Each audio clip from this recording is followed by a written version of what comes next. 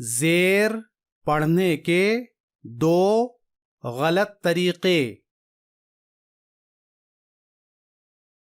اے بے تے. یہ غلط طریقہ ہے. صحیح طریقہ ہے بسم اللہ الرحمن الرحیم.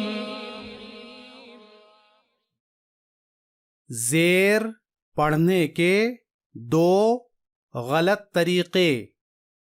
پہلا غلط طریقہ، زیر کو مجہول آواز کے ساتھ پڑھنا غلط ہے. غور سے سنیے، میں ابھی آپ کے سامنے زیر کو مجہول آواز کے ساتھ پڑھتا ہوں. اے بے تے. اس طرح زیر کو پڑھنا غلط ہے اور اسی کو زیر کی مجہول آواز نکالنا کہتے ہیں. ٹھیک ہے، تو زیر کو مجہول طریقہ سے پڑھنا غلط ہے، یعنی اس طرح پڑھنا: اے بے تے. غلط ہے. صحیح طریقہ یہ ہے: ای بی تی. اور اسی طریقہ کو زیر کی معروف آواز نکالنا کہتے ہیں، یعنی اس طرح پڑھنے کو زیر کو معروف طریقہ سے پڑھنا کہتے ہیں. پھر سے ایک بار: اے بے تے. یہ مجہول طریقہ ہے اور غلط ہے. ای بی تی. یہ معروف طریقہ ہے اور یہی صحیح طریقہ ہے.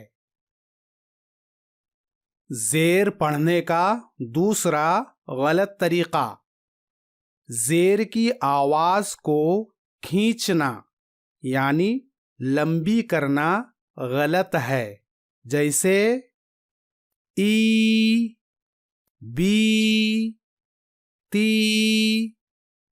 اس طرح زیر کی آواز کو لمبی کر کے پڑھنا غلط ہے. صحیح طریقہ یہ ہے: ای بی تی. پھر سے ایک بار: ای بی تی.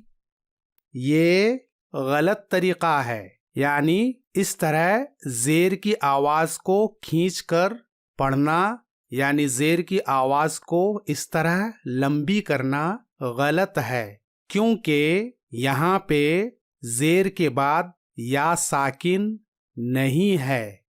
زیر کی آواز کو ای بی تی اس طرح لمبی کر کے پڑھنا اس وقت صحیح ہوگا جب زیر کے بعد یا ساکن آئے، اور اس سبق میں زیر کے بعد یا ساکن نہیں ہے، اس لیے اس سبق میں زیر کی آواز کو کھینچ کر ای بی تی نہیں پڑھیں گے. صحیح طریقہ یہ ہے: ای بی تی. اب میں آپ کے سامنے زیر کو صحیح طریقہ سے پڑھتا جاؤں گا. آپ کا کام یہ ہے کہ میرے پڑھنے کے بعد آپ بھی میری طرح دہراتے جائیے. ای دہرائیے. ای ای بی تی ثی جی حی خی دی غی ری زی سی شی صي ضي طي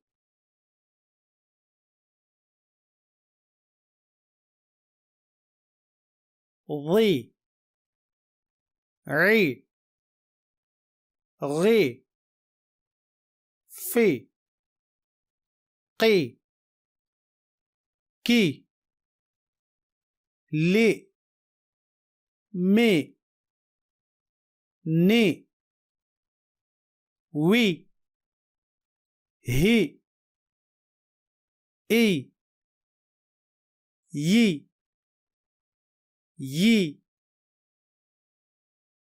اي بي تي ثي جي حي خي دي ضي ري زي سي شي صي ضي طي ضي عي غي في قي كي لي مي ني وي هي اي يي يي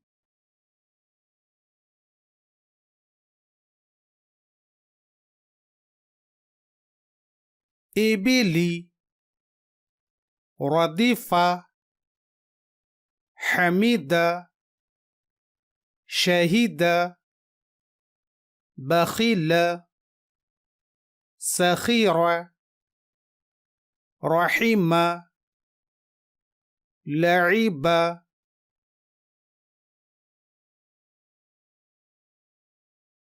شريبة عميلة بريقة خطيفة جزيعة سقيمة غشية ناسية